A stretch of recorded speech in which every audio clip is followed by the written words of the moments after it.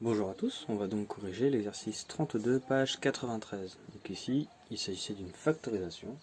Donc, pour le petit a, 3 fois x plus 3 fois 4, ça nous donne 3 fois quelque chose.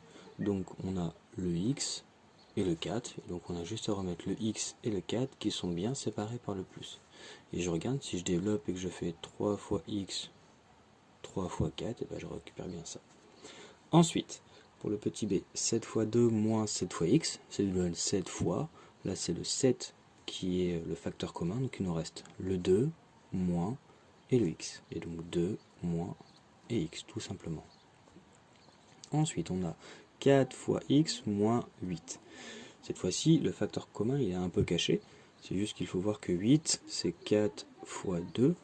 Et du coup, il nous restera le x, le moins, et le 2. Et donc du coup, x moins 2. On a bien 4 fois x moins 4 fois 2 qui nous donne 8. 15x plus 20, donc on nous donne le facteur commun, c'est 5. Et donc 5 fois quelque chose donne 15x. Donc 5 fois quoi donne 15? Déjà, ça va être 3. Et comme on doit avoir du x, ce sera le x. Donc 15x, je peux l'écrire comme 5 fois 3x. Et de la même manière, 20, je peux l'écrire comme 5 fois 4. Et du coup, ici, ce que je vais avoir, c'est 4. J'ai bien mon plus. Et j'ai bien mes deux parties, le 4 et le 3x. On continue.